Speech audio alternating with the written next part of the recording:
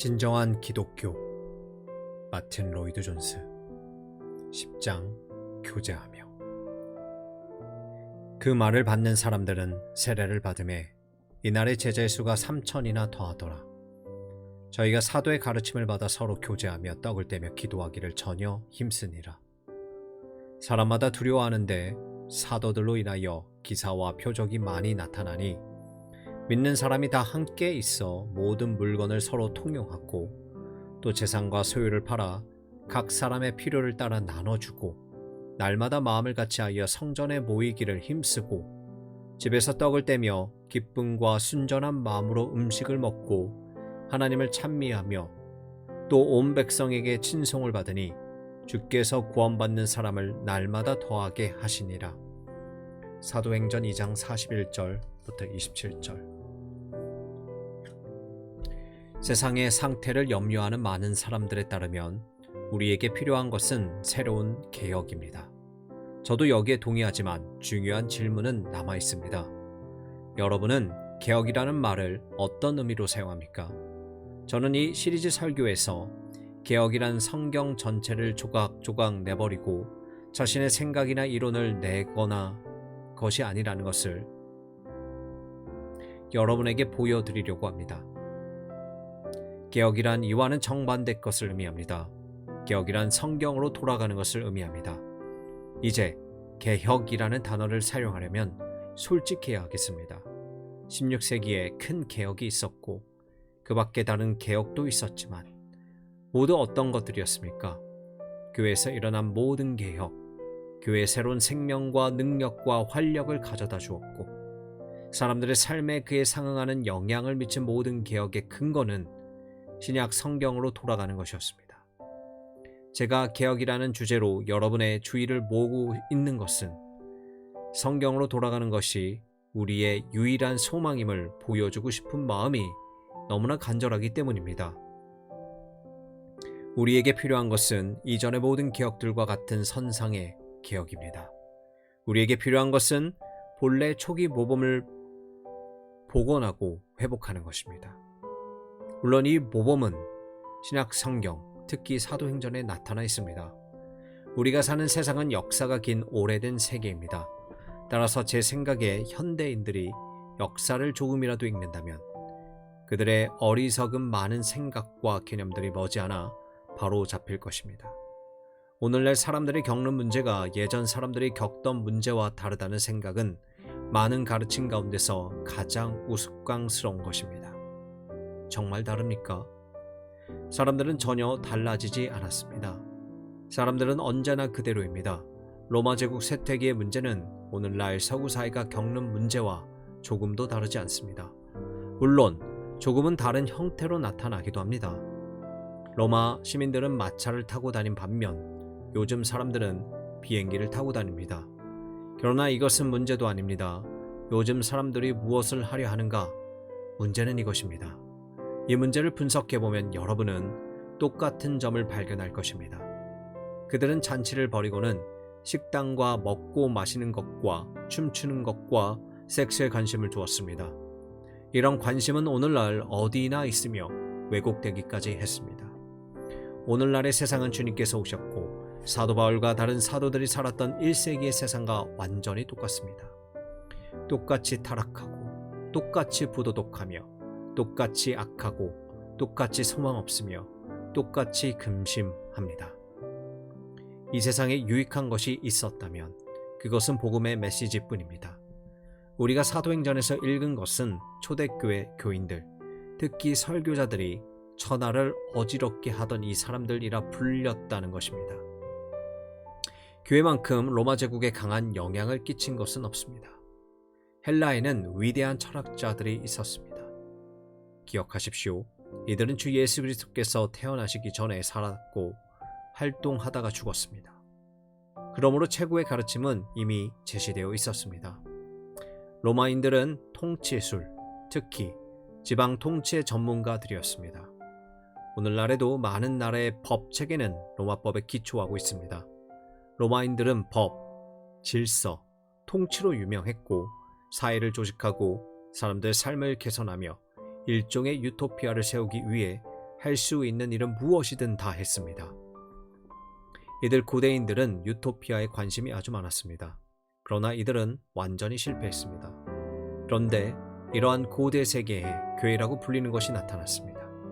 그것은 오순절에 일어난 엄청난 사건에서 시작되었습니다. 그리스도와 함께 했던 사도들과 다른 사람들이 다락방에서 함께 기도하고 있을 때 갑자기 성령의 능력이 이들에게 임했습니다. 이것은 이들이 한 일이 아니었습니다. 이들이 계획한 것도 아니었습니다. 이들은 수개월 전에 대규모 캠페인을 갖기로 결정하고 그것을 위해 수많은 소위원회를 두기로 한 것도 아니었습니다. 전혀 그렇지 않았습니다. 이들은 극도의 무력감과 연약함 속에서 기도하며 기다렸을 뿐입니다. 그러나 이들에게 엄청난 능력이 임했고 이들은 권세 있게 말하기 시작했습니다. 베드로의 설교 한 번에 3,000명이 구원받았습니다. 그리고 주께서 구원받는 사람을 날마다 더하게 하셨습니다. 이것이 교회였습니다. 그렇다면 우리가 교회에 관해 알고 있는 것은 무엇입니까? 지금까지 저는 교회가 무엇인지 여러분에게 제시해 왔습니다. 첫째는 이 사람들이 무엇보다도 사도들의 가르침을 받는데 전혀 힘썼다는 것입니다. 이들이 왜 가르침을 원했는지 이미 살펴보았습니다. 이제 이들이 모인 그 다음 이유를 살펴보겠습니다. 이 이유도 우리에게는 매우 중요합니다. 저희가 사도의 가르침을 받아 서로 교제하며 전혀 힘쓰니라. 저는 여러분에게 교회가 무엇이며 기독교 사이가 어떤 것인지 묘사해 드리고 싶습니다. 다시 한번 강조하지만 세상의 유일한 희망이 바로 여기에 있기 때문입니다. 여러분은 신문을 읽지만 거기서 무슨 희망을 발견합니까? 좋습니다. 정치에 관심을 가지십시오. 하지만 정치에서 사회의 도덕 문제에 대한 해결책을 찾을 수 있습니까? 여러분 노사 문제를 해결할 수도 있을 것입니다.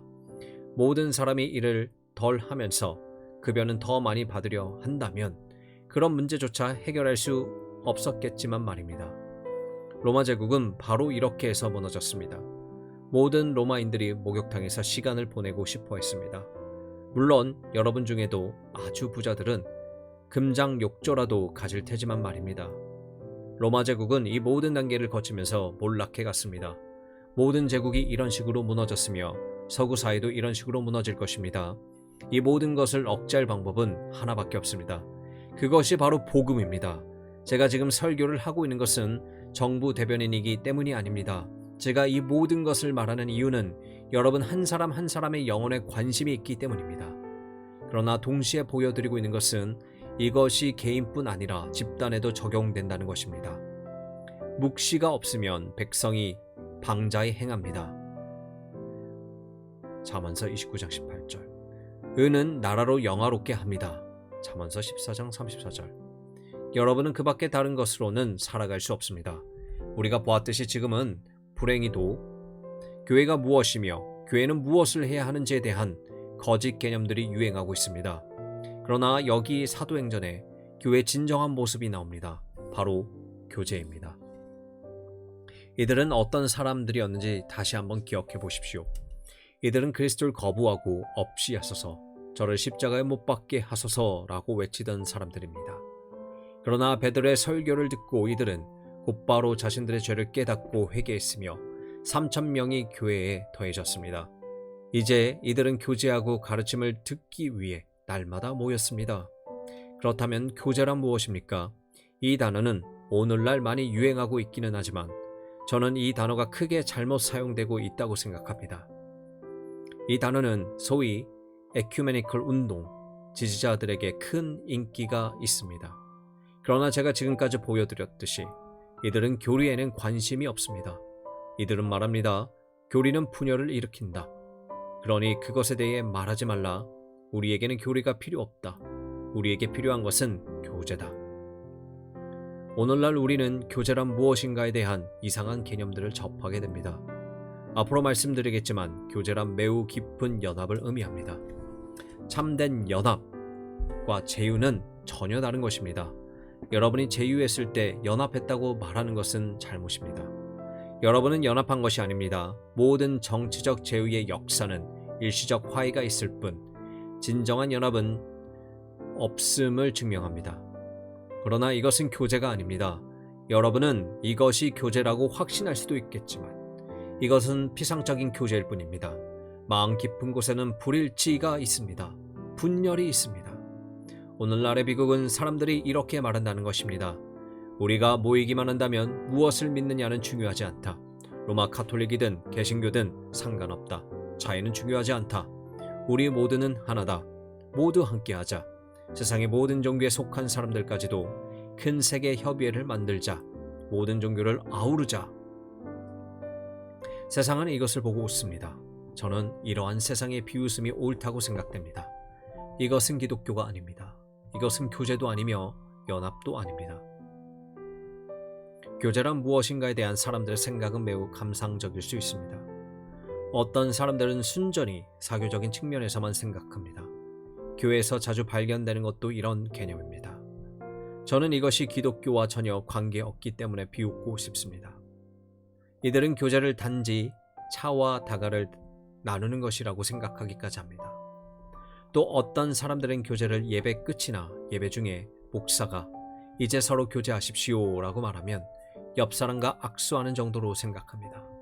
정말 놀라운 교제입니다. 사람들은 모든 교제를 이렇게 생각합니다. 그러나 이것은 피상적인 우애와 친절과 즐거움일 뿐입니다. 교제라는 위대한 단어가 이런 식으로 격화되어 버렸습니다. 전혀 복음주의적이지 않고 아주 자유주의적인 사람에 관해 이야기하던 복음주의 설교자가 생각납니다. 그 설교자는 이렇게 말했습니다. 아시다시피 저는 많은 복음주의자들보다 이 사람과 더 많은 교제를 나눕니다. 저는 이렇게 답했습니다. 그러세요? 그건 전적으로 목사님이 교제를 어떤 의미로 사용하느냐에 달려 있습니다. 목사님이 그가 많은 복음주의자들보다 친절한 사람이란 뜻으로 말씀하신 거라면 저는 목사님의 말씀에 동의합니다. 하지만 그것은 교제가 아닙니다. 어떤 사람이 밝고 부침성 있으며 친절하다는 사실이 여러분이 그와 교제를 나눌 수 있다는 뜻은 아닙니다. 여러분은 아무 다툼도 없이 그 사람과 시간을 함께 보낼 수 있지만 그것은 교제가 아닙니다. 더 나아가 교제는 제도화와 동일시해서는 안 된다는 것을 다시 한번 강조해야겠습니다. 제가 보기에 지금 그렇게도 많은 사람들이 교회 밖에 있는 것도 바로 이러한 교회 제도화 때문입니다. 사람들은 교회를 들여다보지만 보이는 것이라고는 큰 제도, 큰 조직밖에 없습니다. 로마 카톨릭만 그런 것이 아니라 개신교회 또한 마찬가지입니다. 이 시대의 로마 카톨릭 교회나 영국 개신교를 보십시오. 사도행전에서 이런 모습을 볼 수 있습니까? 사도행전에서 교황에 해당하는 사람을 볼 수 있습니까? 여러분은 교황과 교제할 수 있습니까? 교황을 알련하려면 수많은 절차를 거쳐야 합니다. 멀리서 교황을 바라보고 그의 반지에 입 맞추는 것만으로도 영광으로 생각하는 사람들을 보십시오. 이것이 교제입니까? 아닙니다. 바로 이 때문에 사람들이 교회 밖에 있는 것입니다. 기독교에 귀 기울이지 않는 것도 이 때문입니다. 사람들은 이런 제도화를 보지만 이것을 원하지는 않습니다. 저 또한 이런 제도화를 원치 않는다고 말씀드리기 위해 이 자리에 있습니다. 기독교는 누구나 이용할 수 있는 단순한 제도가 아닙니다. 하나님의 이름으로 말씀드리건대 저는 살아있을 때는 예배당을 한 번도 찾지 않다가 자신의 장례식에서는 찬송가를 불러주기 원하는 사람들에게 신물이 납니다. 하나님의 이름으로 이것을 거부합니다. 이들은 우리를 가리켜 위선자들이라고 말하지만 이것이야말로 순전히 위선이 아닙니까? 왜 이들은 자신들의 장례식에서 찬송가를 불러주기 원합니까? 왜 이들은 살아있을 때 나와서 찬송하지 않습니까? 교회는 이용당할 정도로 어리석지만 이것은 신약 성경의 기독교가 아닙니다. 절대 아닙니다. 이곳 사도행전에 참된 교제가 있습니다. 그렇다면 어떤 것이 교제입니까? 제가 찾아본 바에 따르면 교제는 깊은 사귐, 참된 친교, 최고의 예라고 할 수 있는 결혼과 같은 가까운 관계를 뜻합니다. 때로는 단순하게 사업상의 파트너십이라는 의미로 사용되기도 합니다. 교제는 교회에서 이따금씩 만나고 예배가 끝날 때나 예배 중에나 집으로 돌아갈 때 고작 악수하는 정도가 아닙니다. 이것은 교회가 아닙니다. 여기에는 어떤 교제도 없습니다. 진정한 교제는 피상적이지 않습니다. 진정한 교제는 깊습니다. 진정한 교제는 생명력이 있습니다. 진정한 교제는 삶에서 중요한 자리를 차지합니다. 사람들은 그리스도인이 될 때 하나가 됩니다. 공동체에 들어갑니다. 한 가족이 됩니다. 결코 끊을 수 없는 끈으로 연합됩니다. 주님께서는 일찍이 이것을 아주 분명하게 설명해 주셨습니다. 주님께서는 자신의 모든 소유를 팔아 가난한 자들에게 주라는 당신의 요구에 순종할 수 없어 금심하며 간 젊은 부자 관원에 대해 말씀하셨습니다. 그 후에 이어진 대화입니다. 예수께서 저희를 보시며 가라사대 사람으로는 할 수 없으되 하나님으로는 그렇게 아니하니 하나님으로서는 다 하실 수 있느니라. 베드로가 여자와 가로되 보소서 우리가 모든 것을 버리고 주를 쫓았나이다. 예수께서 가라사대 내가 진실로 너희에게 이르노니 나와 및 복음을 위하여 집이나 형제나 자매나 어미나 아비나 자식이나 전토를 벌인 자는 금세 있어 집과 형제와 자매와 모친과 자식과 전토를 100배나 받되 핍박을 겸하여 받고 내세 영생을 받지 못할 자가 없느니라. 마가복음 10장 27절에서 30절. 바로 이것입니다. 그리스도는 이렇게 말씀하시는 것입니다. 너희가 나를 위하여 어미나 아비를 떠나더라도 걱정할 것이 없다. 너희는 이 땅에서 수백, 수천의 어미, 아비를 두게 될 것이다. 너희는 새 가정을 갖게 될 것이다. 이것이 교제가 의미하는 것입니다. 교회만이 이런 교제가 가능합니다. 그러므로 초대교회의 원시적인 모범으로 돌아가야 하지 않겠습니까? 여기 고대 세계에서 시작된 모습 그대로의 기독교가 있습니다. 여기서 우리는 세상을 뒤엎은 권능과 교회와 메시지를 봅니다. 이 일은 역사 속에서 반복되었습니다. 교회사는 아주 특별합니다. 여러 번 말씀드렸듯이 제게 성경 다음으로 교훈적인 것은 교회사밖에 없습니다. 교회사만큼 용기를 주고 활력을 주는 것은 없습니다. 여러분은 교회사를 어떻게 생각합니까? 여러분은 이곳 사도행전에서 유아기로 시작한 교회가 계속해서 상승 곡선만 그어오며 발전해 왔다고 생각합니까? 전혀 아닙니다. 교회 역사는 오르막과 내리막이 있습니다. 인간의 초기의 모범을 잊어버리기 때문에 교회는 제도가 되어버립니다. 교회는 죽어버리는 것입니다. 교회는 부유해질 수 있고 큰 정치력을 얻을 수도 있습니다. 중세시대 교황들은 정말 엄청난 힘을 가졌습니다. 그러나 이것은 교회와 아무 상관이 없습니다. 그렇다면 어떻게 오늘날 교회가 존재할 수 있습니까? 그 답은 하나뿐입니다. 하나님께서 자비하심으로 교회를 내려보내시고 교회를 부흥케 하시며 교회로 하여금 초기의 모범으로 돌아가게 하셨기 때문입니다. 이것이 진정한 개혁입니다. 무엇이 교회인지 알고 싶습니까? 그렇다면 사도행전 2장을 보십시오. 이 사람들을 보십시오. 이들은 매일 모여 사도들의 가르침을 듣고 사도들과 교제하며 그들과 떡을 떼고 그들과 함께 기도했습니다. 이러한 현상은 확산되어 나갔고 사람들은 깜짝 놀랐습니다. 역동성과 능력이 있었으며 무엇인가 살아있는 것이 있었습니다. 그래서 사람들은 말했습니다. 이게 도대체 뭘까? 나도 알았으면 좋겠군. 로마 시대에 카타콤 교회의 이야기를 읽어본 적이 있습니까? 박해가 너무 심했기 때문에 신자들은 달리 모일 수가 없었습니다. 그래서 이들은 지하 묘지에서 모였습니다. 이들은 보잘것없고 하찮은 인물들이었습니다. 이들 가운데 대단한 사람은 거의 없었습니다. 그러나 이들은 모였습니다. 카타콤에서 교제하면서도 세력은 확장되었습니다. 이것이 위대한 교회사입니다. 하나님의 이름으로 말씀드리건대 사물을 지금 보이는 그대로 보지 마십시오. 위대한 역사를 돌아보십시오.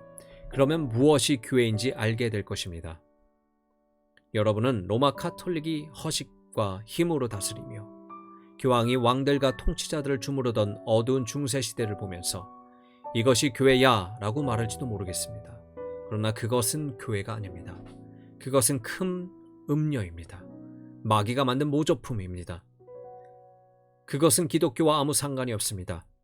그렇다면 그 시대에는 어디에 교회가 있었습니까? 우리는 그 시대의 교회를 북부 이탈리아의 왈도파로 알려진 지극히 보잘것없는 사람들에게서 찾아야 합니다. 이들은 서로의 집에서 모였습니다. 이것조차 허락되지 않을 때는 언덕이나 산속 동굴에 모였습니다. 작은 그룹에 불과했지만 이들은 모였습니다. 이것이 교회였습니다. 후에 체코슬라바키아가 된 곳에서는 존 후스를 따르는 사람들이 있었고 영국에는 존 위클리프를 따르는 사람들이 있었습니다. 모두 종교개혁 훨씬 전의 일이었습니다. 이것이 교회입니다. 교회는 큰 조직이 아닙니다. 진리를 믿으며 주님을 알고 삶을 변화시키며 가르침을 붙잡고 함께 기도하는 이들, 보잘것없는 사람들이 바로 교회입니다. 그 후 종교개혁에 이르게 되면 사람들은 다시 작은 규모로 모이기 시작했습니다. 이런 모임은 이후로도 계속됩니다. 우리는 청교도들 사이에서 교회를 발견하고 스코틀랜드 언약자들의 놀라운 이야기에서 교회를 만납니다. 이러한 이야기들을 읽어보면 교회가 무엇이며 기독교가 무엇인지 알게 될 것입니다. 언약자들은 대개 깊은 산속에 모여야 했습니다. 언젠가 스코틀랜드 남부에 덤프리스에서 멀지 않은 곳에 있는 성찬의 돌이라는 곳에 가본 적이 있습니다. 이곳에 제가 가본 것 중 가장 감동적인 곳이었습니다. 큰 길을 따라 가다가 작은 길로 접어들어 농장의 오솔길을 따라가면 농장 마당이 나옵니다. 거기서 다시 언덕 쪽으로 올라가야 합니다. 언덕에는 작은 갈라진 틈이 있고 모퉁이를 돌면 거의 작은 원형 극장 같은 자연적으로 생겨난 만남의 장소가 있는데 여기에 커다란 돌 하나가 있습니다. 17세기 스코틀랜드의 그리스도인들은 주일 오후에 성찬을 위해 이곳에 모였습니다. 한두 사람은 틈에서 영국군이 자기들을 잡으러 오는지 망을 보았습니다. 이들은 보잘것없고 알려지지도 않은 사람들이었지만 이들의 마음에는 하나님의 은혜가 있었습니다. 이렇게 목숨을 걸고 모이면서 이들의 삶은 변화되었고 하나님을 더욱 깊이 만나게 되었습니다. 이것이 교회의 모습입니다. 이것이 교제가 의미하는 것입니다. 신약 성경에 따르면 우리가 그리스도인지 아닌지 알아보는 가장 좋은 방법 하나가 우리 가운데 이러한 교제가 있는지 보는 것입니다. 자신이 그리스도인인지 아닌지 알고 싶습니까? 이것이 여러분이 알아야 하는 가장 중요한 것입니다. 그리스도인이 아니라면 여러분은 진실되게 살 수 없으며 확신컨대 진실되게 죽을 수도 없습니다. 그러면 자신이 그리스도인인지 어떻게 합니까? 여기 요한의 대답이 있습니다. 우리가 형제를 사랑함으로 사망에서 옮겨 생명으로 들어간 줄을 알거니와. 요한일서 3장 14절. 요한의 말은 무슨 뜻입니까? 그의 말은 우리가 그리스도인의 교제를 좋아한다는 뜻입니다. 이 3,000명은 회심한 후에 그리스도의 교제에 참여했습니다. 그 무엇도 이들을 떼어놓을 수 없었습니다. 형제를 향한 사랑은 이들의 삶에서 가장 크고 가장 중요한 것이 되었습니다. 이들에게 형제 사랑은 세상의 그 어떤 유대 관계보다 중요해졌습니다. 그리스도인이 되면 사람들은 자신들의 모든 시간을 다른 그리스도인들과 보내고 싶어 하고 그들에게 관심을 갖게 됩니다. 기독교의 증거는 사람들을 변화시키고 거듭나게 하며 새 가족에 속하게 합니다. 새 가족의 유대감은 혈육이나 사회나 국가적인 유대보다 깊고 강합니다. 이들은 모여듭니다. 이들은 서로에게서 떨어져 나갈 수 없습니다. 이 순간 여러분 자신이 그리스도인인지 확실하게 알고 싶다면 한 가지를 테스트해 보십시오. 여러분은 아주 비천한 그리스도인들과 시간을 보내고 싶어 합니까?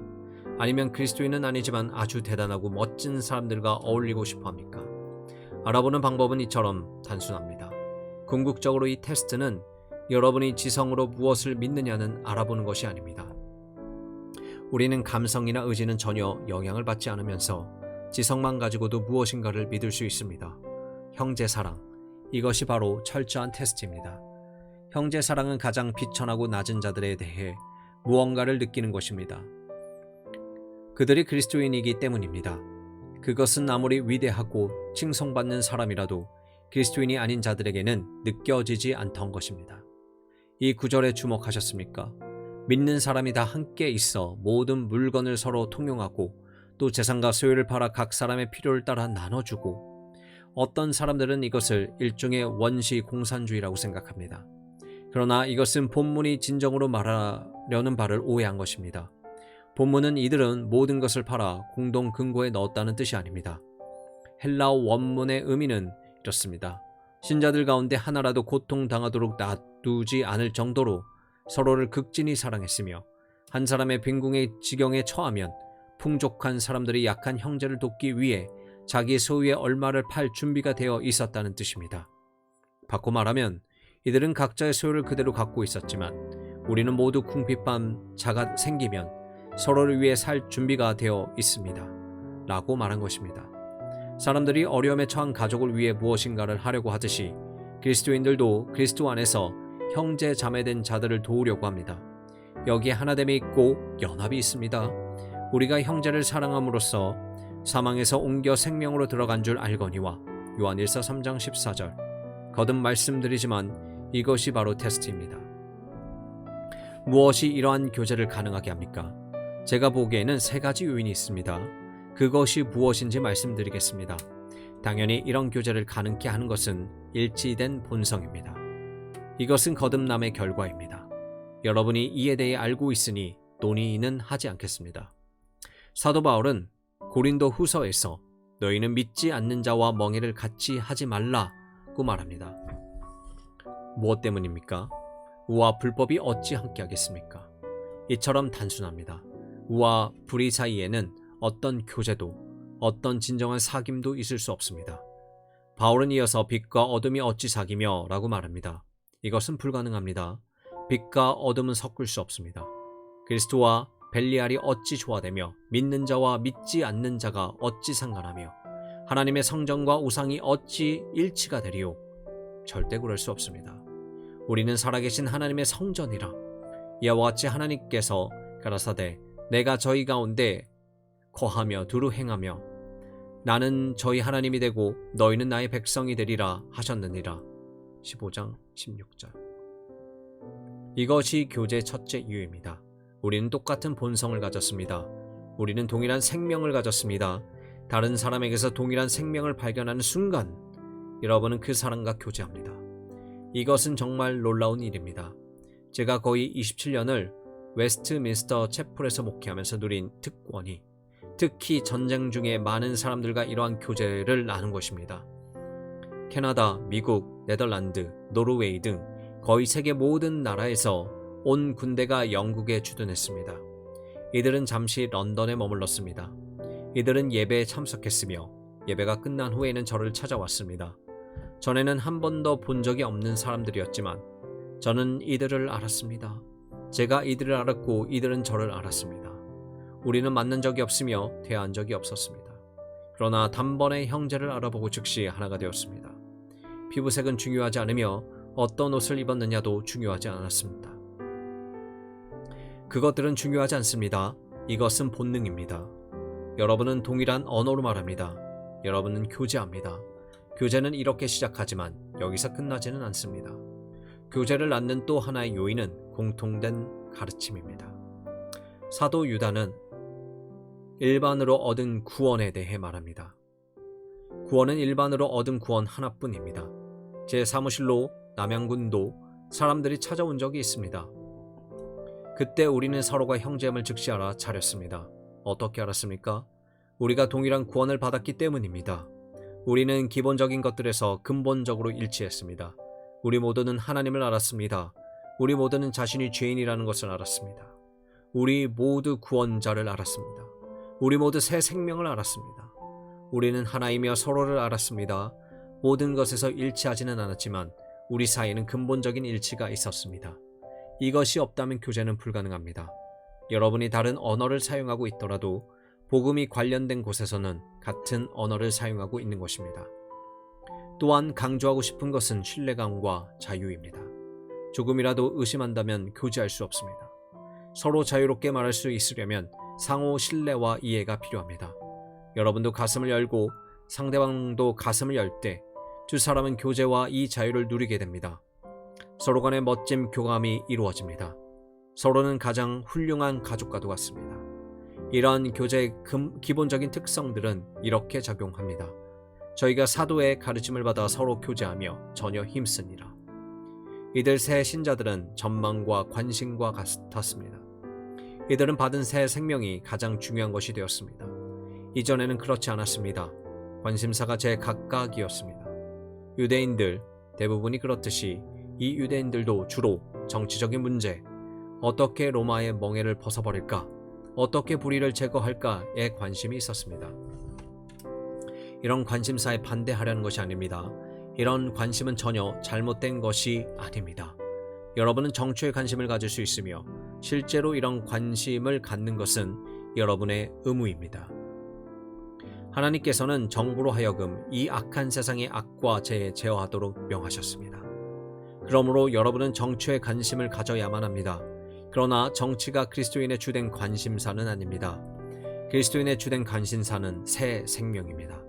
이들이 함께 모여 교제한 것도 바로 이 때문입니다. 이들은 새 생명에 대해 더욱더 알고 싶어 했습니다. 이전까지는 새 생명에 대해 들어본 적이 전혀 없었지만 이제는 새 생명을 가졌고 새 생명이 놀라운 것이며 모든 것을 변화시키는 것임을 알았습니다. 많은 면에서 볼 때 신약 성경 전체에서 이 새로운 전망을 가장 잘 요약한 것은 베드로, 오순절에 설교했던 바로 그 베드로입니다. 그는 이렇게 쓰고 있습니다. 사랑하는 자들아, 나그네와 행인 같은 너희를 권하노니 영혼을 거슬러 싸우는 육체의 정욕을 제어하라. 너희가 이방인 중에서 행실을 선하게 가져 너희를 악행한다고 비방하는 자들로 하여금 너희 선한 일을 보고 권고하시는 날에 하나님께 영광을 돌리게 하려 함이라. 베드로전서 2장 11절에서 12절. 베드로는 이렇게 말한 것입니다. 제 말 좀 들어보십시오. 여러분은 그리스도인이기 때문에 이제 이 세상에서 나그네요, 순례자라는 것을 알아야 합니다. 이것이 그리스도인이 가장 먼저 깨닫는 것이기도 합니다. 다른 모든 사람들은 이 세상에서 편하게 사는 것이 목표입니다. 이들은 이렇게 말합니다. 이 세상이 전부야. 그러나 이 세상에서 마음껏 누려야 돼. 죽음은 생각하지 마라. 순식간에 찾아올 테니까. 이런 것들은 걱정하지 마라. 그냥 순간을 위해 사는 거야. 그냥 즐기는 거야. 그러나 사람들이 그리스도인이 될 때 그들은 자신들이 이 세상에서 나그네요, 순례자일 뿐이라는 것을 깨닫습니다. 지나가는 여행자일 뿐입니다. 그러므로 이들은 이렇게 말합니다. 이 세상에 몰두해서는 안 돼. 이 세상은 허영의 시장 일 뿐이야. 내일이면 이 세상도 끝나고 나도 끝날 거야. 그 다음에는 어떻게 되지? 이들은 바울과 함께 이렇게 고백합니다. 오직 우리의 시민권은 하늘에 있는지라. 빌립보서 3장 20절. 이 세상과 이 세상의 삶을 보는 그리스도인의 전체적인 관점에 일대 변혁이 일어납니다. 한때 그리스도인들은 이 세상을 위해서 살았으며 이 세상에 속했습니다. 그러나 이제는 아닙니다. 그리스도인들은 분리되었습니다. 베드로는 계속해서 멋진 표현들을 사용합니다. 오직 너희는 택하신 족속이요 왕같은 제사장들이요 거룩한 나라요 그의 소유된 백성이니 이는 너희를 어두운 데서 불러내어 그의 기이한 빛에 들어가게 하신 자의 아름다움 덕을 선전하게 하려 하심이라. 베드로전서 2장 9절. 여러분은 어둠 가운데 있었고 말하자면 어둠의 사람들과 사귀며 교제했지만 이제는 빛으로 인도되었으며 빛의 사람들을 원합니다. 여러분은 자신이 새 사람이며 더 이상 이 어둠에 속하지 않는다는 것을 압니다. 여러분은 새로운 영역에 속합니다. 베드로가 말한 대로 전에는 백성이 아니더니 이제는 하나님의 백성입니다. 여러분 무책임하고 이해하지 못하며 알지 못하고 짐승처럼 살았던 반역자였습니다. 그러나 이제는 거기서 벗어났습니다. 당연히 이 사실을 깨달은 사람들은 모이며 하나가 됩니다. 여러분은 더 이상 영적인 황무지에 살 수 없습니다. 여러분이 완전하다거나 죄에 빠지는 적이 전혀 없다는 뜻이 아니라 죄 가운데서 살지 않는다는 뜻입니다. 그러나 이것은 소극적인 모습입니다. 저는 그리스도인들이 여기서 멈추기를 원치 않습니다. 적극적으로 표현하면 이들이 모인 것은 더 이상 어둠에 속하지 않기 때문만이 아니라 자신들이 얻은 새 생명의 존엄과 가치를 깨달았기 때문입니다. 다시 베드로에게 귀 기울여 보십시오. 오직 너희는 택하신 족속이요 왕같은 제사장들이요 거룩한 나라요 그의 소유된 백성이니 여러분은 새롭게 태어난 결과 바로 이런 존재가 되었습니다. 여러분의 내게 임하신 성령의 역사로 여러분은 이제 새로운 삶을 삽니다. 바로 왕같은 삶입니다. 여러분은 하나님의 자녀입니다. 여러분은 하나님의 가족입니다. 여러분은 왕가의 일원입니다. 이 사실을 깨달은 여러분은 왕족들과 시간을 함께 하기 원합니다. 이제 여러분은 전에 없이 자신이 존엄한 존재라는 것을 인식합니다. 이 위대한 이름과 지금 여러분이 속한 이 위대한 가정을 어둠의 영역에서 몰아넣지 않습니다. 여러분은 한 단계 높아졌습니다. 여러분은 높임을 받습니다. 여러분은 자신이 누구인지 깨닫습니다. 여러분은 자신의 새 삶을 비하거나 더럽힐 수 없습니다. 여러분은 정결과 영광과 경유와 특별한 종기가 있는 이 새로운 영역에 있고 싶어 합니다. 이것이 베드로가 자신이 모르는 그리스도인들에게 편지한 내용입니다. 베드로가 마지막으로 언급하는 것은 이것입니다. 하나님은 왜 여러분을 택하신 족속이요 왕같은 제사장으로 삼으셨습니까? 여기 그 답이 있습니다. 이는 너희를 어두운 데서 불러내어 그의 기이한 빛에 들어가게 하신 자의 아름다운 덕을 선전하게 하려 하심이라. 이것이 가장 중요합니다. 제가 왜 교회에 관해 설교하고 있습니까? 제가 왜 교회가 무엇이며 교회 메시지가 무엇인지를 바로 알아야 한다고 외칩니까? 저의 궁극적인 답은 하나님의 영광과 사람들의 영혼입니다. 제가 이 자리에 선 것은 여러분에게 하나님을 전하기 위해서입니다.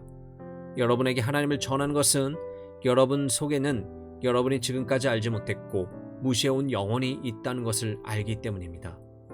저는 여러분이 이 악한 세상과 어둠과 죄를 위해 살고 있는 것을 볼 수 있습니다.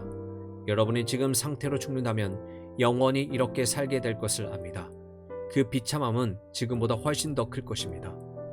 여러분이 자신의 어리석음을 깨닫고 고통스러워하더라도 상황을 바꿀 시간이 전혀 없습니다. 여러분 여기에 대해 아무것도 할 수 없습니다. 제가 설교하는 것도 바로 이 때문입니다. 그러나 제가 말씀드리고 싶은 것은 여러분 하나님의 자녀가 될 수 있다는 것입니다. 여러분 택하신 족속의 일원이 될 수 있습니다. 그 나라의 제사장이 될 수 있습니다. 거룩한 나라의 백성이 될 수 있습니다. 하나님의 보살핌과 사랑을 받는 그분의 특별한 소유가 될 수 있습니다. 그분은 여러분의 머리털까지 재시는 하나님이십니다.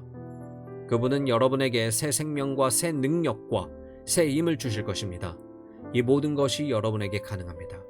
여러분에게는 고귀한 사람으로 죽어 영원한 기업에 들어갈 수 있는 가능성이 열려 있습니다.